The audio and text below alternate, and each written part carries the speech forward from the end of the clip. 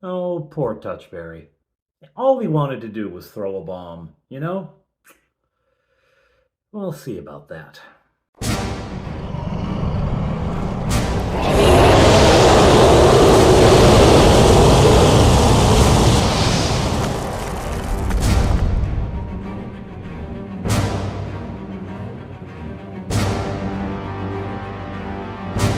Hello, everyone. I'm Father Aaron. Welcome to the Dungeon Master. All right, so our heroes have gotten past the goblins, and they did so by bluffing. Purely by bluffing. Here they come, having fought a hill giant earlier in the day, and in that fight, having expended both of the elves' lightning bolt spells, 3 out of their 4 magic missile spells, and Touchberry having used his sword to heal. Fofire and Bob Johnny both hit for pretty heavy damage, and so everyone is coming in, Fofire particularly bad off, everyone is coming in banged up and depleted. And that's when they run into the goblins. Oh, bad idea. Bad idea. But here they are, and Fleetwood simply bluffs. He bluffs his way past. Now, he does have a high charisma score, 14, not hugely high, but it's a +1, and it does give him a slight advantage in reaction rolls. So whenever they're doing talking, he talks because he's the oldest boy, right? He's our eldest, but he also talks because he has a pretty good charisma score. So he does the talking. It gives him a slight edge in bluffing his way past the goblins, and the goblins also figure, right, that these guys can go up and fight the dragon and let the dragon kill them. We don't have to fight them. Remember, the goblins have an informant, Ulrich, who came from the Gende village, so they probably know that these elves can shoot lightning from their hands, right? So there's probably a rumor about them. There's probably some caution. When they see them coming, they're probably nervous. So, anyway, through they go and up the pass. Now, they're going to be heading up for a while, and this pass, mind you, I know on the table it just looks like a trench of some sort, and there was one like this, the one over by the Dwarven Kingdom that Skane used to come down, and the goblins used to come down there, was more of a trench kind of thing. I tell the players, don't take what's on the board as an absolute representation. There are times when you have to go up hills and around and under cliffs and things like that. So it's varied. I'm just using it to indicate there is a pass and that the terrain on either side is challenging, to say the least, right? So, anyway. But along they go. And of course, I'm rolling for wandering monsters. By gum, we get one. In the mountains, it's almost a certainty that you're going to get it's like I said, 50-50. You're going to get a wandering monster quite often, and they do. So what do I roll up on the table? Dragon. Dragon. Now, as I have said earlier, I don't like using dragons as wandering monsters. I feel like a dragon should be a set piece. I know, but it just feels wrong to me to throw dragons in willy-nilly. Also, dragons are very rare in my campaign. I don't have lots of dragons around. So the chances of just randomly encountering one ought to be very low. However, they are getting close to the dragon's territory, to Morag's home, right? So there's a possibility. And remembering that a wandering monster encounter does not have to be combat. It doesn't even have to be a close encounter of any kind. It can just be seeing the monster. And so that's what I do. That's what I decide. As they come up, the dice have said they're going to encounter a dragon. Fine. The pass comes to a place where you can see very far north. The vista opens up. They're kind of rounding a hill. There's a wide open space in front of them. And I say, you notice a small form in the very far distance, a small form. But if it's that far away, it must be pretty big, moving across the sky. The elves can see it more clearly. It's a dragon. Light-colored dragon. Well, they know who it is, right? They know they're getting close to the white dragon, and they say, oh, it's Morag! And I say, yeah, well, it could be. might be one of Morag's children. We don't know how many she has. I mean, just because Balamorg, you remember they fought Balamorg. They fought and killed Balamorg, voiced by the incredible John from Tale of the Manticore. Anyway, they fought Balamorg and killed him doesn't mean that was her only kid. And they said, what do you mean she had more than one kid? I said, look around the table. We've got 3. Why shouldn't she? Anyway, I'm feeding them a red herring. I don't have any intentions for her to have young, but I still have the Balamorg, the mini that I used for Balamorg. Anyway, so they see it. They see this dragon. All right, that puts them on edge. That puts them on edge, so they are very wary. Now, they always keep a watch at night, and they do this night. And it happens that on Touchberry's watch, oh yeah, oh yeah, oh yeah, oh. In the darkness, as Touchberry is sitting, kind of watching a small fire. They indicate we want to keep a very small fire. I say, the smell of the wood smoke from the fire, I mean, it's a small fire, but you can still smell the lovely wood smoke and the crisp, cool air. It's now late summer. It's quite lovely. Oh, what is that? It smells like a latrine that's on fire. Oh, next to an abattoir. Oh, an abattoir that, has been sitting untended for 3 weeks and it's gone rotten. What? Troglodytes. Troglodytes indeed. Coming down the pass from the north, a group of 4 troglodytes hurrying southward. Now, in my head, they're fleeing from the dragon. Something has happened up there. They had a home up there as well, and they've been scared out of it. And in my head, the dragon, the reason they saw the dragon flying was that she was bringing treasure from the recently conquered troglodytes back to her cave. Anyway, here come the troglodytes. Now, Touchberry has the cat's eye marble, so he can see in the dark, but the fire sort of has messed up his infravision, so he has to turn and say for a while it's just shadows, until eventually you can discern the outline of these 4 figures. You smell them before you see them. He, of course, has woken up his friends, and they all come to, and there's a bit of a hissed, shouted challenge argument in the pass. Move out of the way, filth. Filth? You're the filth. Suddenly we go to like middle school. But anyway, they exchange some insults for a little while, and finally the troglodytes have had enough. They are frightened. There is desperation at their back, and even though these 4 look pretty tough, these 4 adventurers look pretty tough, they don't want to mess with what's behind them. They're too afraid. They say, let us pass. And I don't know why the party doesn't just say, okay. Why they don't just let them through. They decide instead to continue shouting insults back at them. Well, combat inevitably follows. And I can't remember what the trigger for it was, but roll for initiative, and the troglodytes get it, right? So they rush forward. One holds back with a bow and fires at Touchberry, because Touchberry was doing most of the insulting, and the biggest troglodyte goes after Touchberry, because Touchberry was being the most insulting, while the others head for Fleetwood and Bob Johnny. Fofire has also dropped back. Now, I tell her the light from that fire is pretty weak, and there is cloud cover this evening, so your light isn't great. You're going to get a penalty of 2 to all your shots, because it's hard to see these troglodytes in the dark, right? And there's going to be an increased chance, if you shoot into melee, there's going to be an increased chance of hitting one of your friends. Blech. All right. Combat starts. The archer hits Touchberry, rolls lucky, hits Touchberry. He's taking damage. The big guy comes in and hits Touchberry. He's got a couple more hit dice, so he's a stronger creature. The other 2 attack Fleetwood and Bob Johnny and miss terribly. Player's turn. Whomp! Right? Just a whomp on them. Bob Johnny still has magic missile left, so he takes his turn to cast it at the archer. Right? He's not even dealing with the one who's coming toward him. He casts it at the archer, who goes down. 3 magic missiles is taking a troglodyte down. Easy. Throughout the combat, interestingly, we got a number of rounds of simultaneous action, which generally doesn't happen for us, but does in this time. And so there's a lot of times where, yeah, Fleetwood kills his troglodyte, but it has a chance to hit him before it goes, right? Because it's simultaneous. Anyway, in the end, it is an inevitability.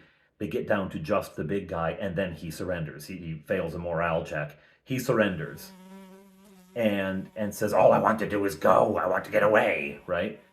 And then they decide to be magnanimous. Not when they could have let all four of them live. Oh no, oh no. And who were they guarding to the south? Like they don't want the goblins to have the trouble of troglodytes? Like why not let them go? Anyway, doesn't matter. They say, okay, you can go. Can I take from my friends what is ours? And Touchberry says, well, that's treasure we're not going to get. Says, oh, no gold, no gold. No, we don't have any. And so he takes from them just symbolic things. I decide there's some religious insignia, some cultural things they're wearing, necklaces and whatnot. He strips them of that and a particularly nice dagger that the archer had. And is that magic? Is that magic? And why are you going to stop him? No, let him go. All right. Off into the night he goes. Rest of the night is peaceful. The next morning, they memorize their spells. Fleetwood is sticking with his 2 magic missiles, 1 web, and ESP, in addition to the lightning bolt. Whereas Bob Johnny's going with the more standard 2 magic missiles, 2 webs, and a lightning bolt. They are stacking combat spells. They are expecting trouble any moment. On they go. Eventually they come to a place where along the paths comes a thin river. It cuts along one side of the area. And I'm telling them the pass itself looks like it has been cleared, like it has been intentionally maintained as a level space. Because, of course, the goblins want to use this for tanks and whatnot. Now, the goblins came down here fleeing from Morag, but they must have gone back up and over to the west to come down at the Dwarven area. So there's not a single pass going through. It branches off. Here's one of the branches, because as they follow this little stream, they suddenly come to a place where the pass parts. There's 2 options. Now, the one to their right is going to head more directly to the dragon. The one to their left, they choose the one to the left. They choose to follow the stream. Excellent. Excellent. I don't even force it. I don't even do a magician's force on them and say, which of these do you want? No. I let them freely pick. They pick the stream. Up they go. And they come to a place where there is a single standing stone in the middle of the path, in the middle of the area. And I say now it is becoming constricted between walls of rock and this little stream running along the side. There is this standing stone. And I say it looks carved. It looks intentionally left here, not placed. Left, as if it's carved out of the stone itself. You don't recognize the markings on it. They don't look like a language.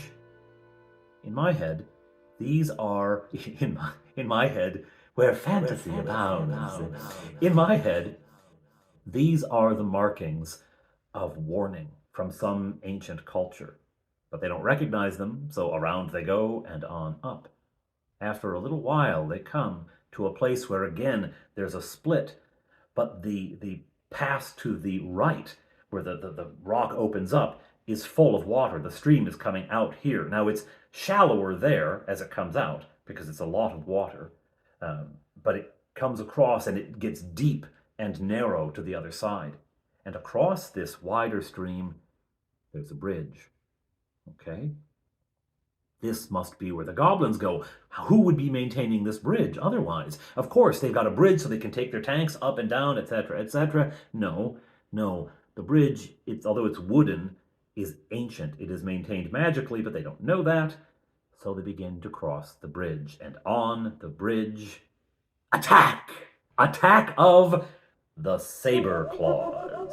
Now, these are very cool monsters, although somehow, to me, it just looks like Stan Laurel. I don't know why, but it looks like Stan Laurel to me. A very angry Stan Laurel with bat wings. So, they're crossing the bridge when suddenly there is a screeching hiss from one of the cliffs, and they look up to see this monstrous thing, and I show them the picture, and they're like, whoa, what do we do? And suddenly it is joined by 2 others and another on the opposite side. A word about saberclaws. Saberclaws appear in Saber River, the module, it's a companion level module. They're pretty tough. They're supposed to appear in wings of up to 20. In the book, there's a wing of 10, a wing of 8, that kind of thing. I'm using a much higher level monster for these, a companion level monster for these expert level characters. So I'm going to, reduce the size of the wing. It's only going to be 4 members. An interesting thing about saberclaws is they share a hit point pool. In other words, they are all fighting as 5 hit dice monsters, right? 5th level, 5 hit dice monsters. They're all fighting as 5 hit dice monsters, but they share hit points. Each one is assumed to bring 25 hit points to the pool. So these 4 have 100 hit points collectively, and you have to bring them all down to 0. You have to bring that hit point pool down to 0, and then they all die. So you could wail away on one of them, and the other 3 would die with it, right? Now what this means is that the advantage you normally get from a group attack, right, in fighting a group attack, is that you can take them out one at a time, focus all your firepower on one individual, and then each round you face fewer attacks. Not so with a saberclaw. You get the same number of attacks every round until they're all defeated, right? Also, you don't get the advantage, though, of fighting one big 100 hit point monster, which is that it has limited attacks. Even if it gets 2 or even 3 attacks per round, right, it's still one creature. You can all gang up on it, and its attacks are limited by the fact that it's one creature. Well, this is 4 creatures, so there's 4 attacks, but you can't eliminate any of them. It's an interesting. Also, they have a slight psychic ability, telepathic ability, which allows them to anticipate actions, meaning that they get a bonus to their attack rolls, a bonus of 4. So they're hitting a lot, right? And as if that weren't wicked enough, they're immune to all spells level 1 through 3, meaning lightning bolt is not going to affect them. I hadn't even known that when I decided to use them. I read this module, never used it, read it years ago. I think I may have put saberclaws into an adventure that I played when I was a teenager, when I DM'd as a teenager. But I haven't used them since. I didn't remember all these details about them, but it's like perfect. How do you fight, players that have lightning bolt and still make it challenging? Well, you bring in a monster that's immune to spells. So, roll for initiative, because these things are clearly not going to talk. These things are clearly not going to negotiate, right? Roll initiative. They begin to swoop down to attack. Anyway, the initiative is, again, simultaneous. I don't know what's happening that day. We're just getting a lot of simultaneous action. So the first round, everything happens at once. 2 lightning bolts come shooting up into the creatures, to no effect, right? Fire shoots her bow at one of them, shoots an arrow from her bow at one of them, which does hit, and Touchberry starts lighting one of his bombs again, one of his oil flasks. He is determined to throw this thing, and these monsters are tough enough. He'll get his chance, right? He'll get his chance. Down these things come, and they notice the spells have no effect. First attack comes in, a couple of them are hit, a couple of the saberclaws actually manage to miss and swoop over to make another attack. The ones that hit, I say, the hit stops them in their flight, and now they're on the ground fighting. All right. The players very quickly realize spells are going to be useless, and so they switch to just hack and slash, and they realize that this is going to be a lot harder than it looks. I do say, as the arrow sinks into the one that Fire hit, all of them cry out. Interesting. And Fleetwood very quickly picks up on what's happening. He very quickly picks up on the point-sharing kind of idea, and he realizes that they have to kill them all or none kind of thing. Anyway, combat. It is brutal. The saberclaws are landing hit after hit. Touchberry does get a chance to throw his firebomb and nails the thing squarely, and now it's on fire, right, for a couple of rounds, and it's going to take damage, in addition to the second round, the damage that he does with his sword. So that's good, because they really need to bring these things down. He really ought to be just throwing these bombs and get all of them on fire to really start, but he doesn't think of that. They just start wailing away, and eventually they defeat them. Yeah, they eventually do defeat them. They defeat the saberclaws. but not before 3 of them are brought down below 10 hit points, down into single digits. Everyone except Touchberry, who came in relatively strong comparatively, is down in single digits, and Touchberry is in the teens. They are all really banged up. This was a hard fight. This was a hard fight. There were a couple of points where I rolled the dice for the attack, and I thought, well, if this hits Fleetwood, it could be the end of Fleetwood. In one case, the Saberclaw missed and rolled like a 2, so even with the bonus, it was no good. And in the other case, the Saberclaw hit, and they do 1d10 damage, or 1d12 damage, but the roll, and it came out like 3. And so I was like, whew. Anyway, they are really banged up. They're really banged up, but they are victorious. And Touchberry got to use his firebomb. All right. What time of day is it? I say, well, it is, the sun is setting, and the shadows are long here in the mountains. It's getting difficult to see. We need to rest. They're just going to trust that the reputation of these creatures will keep anyone away from this area. And indeed, they do guard this bridge, although this is not where their lair is. Anyway, they don't know this. The players don't know this. All right, well, let's camp. And so they make camp and they set the watch as always. Now, beat up though they are, I still have to roll for wandering monsters. We're still in the... Okay, something's coming. What is it? It's Bob Johnny's watch when he begins to hear a clip, clop, clip, clop coming from the south. He wakes up his companions and they all are tensed and waiting. Is it a mounted warrior? Is there an army coming at us? What's coming at us? No. It is, according to the roll, a mule. A lone mule. All right, that's what it was. Came up animal, rolled animal, came up mule, right? Okay, so a mule. Why is there a mule here?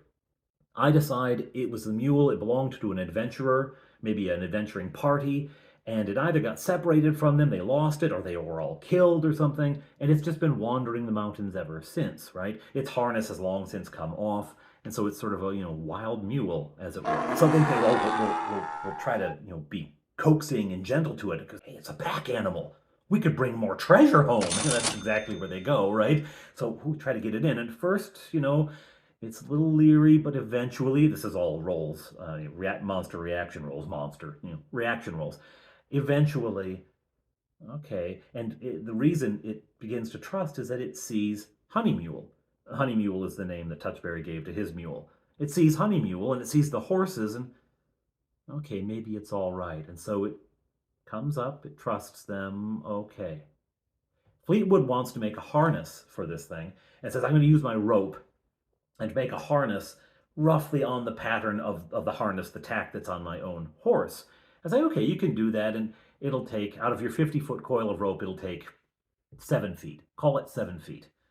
I have no idea how much rope a harness takes to make. I've never made one. Maybe it's 100 feet. Maybe it's 13. I have no idea. I'm calling it 7. So he begins to make the harness. And I say, at first, the mule's very hesitant to take this, right? It's been a long time out of harness, but eventually it trusts. So now they got some way to lead it around, right? The next morning, they start to talk. What should we do now? Should we keep going across this bridge? Should we keep going this way? Or should we go back and take the other route? I don't know if this is going to lead to the dragon. I don't know. The goblins couldn't possibly have come down this way, could they have? Who knows, right? They were fleeing the dragon. Maybe they were willing to deal with anything. Who knows? Well, which way? Now, I know, but they don't. One way leads pretty directly to the dragon. The other way, well,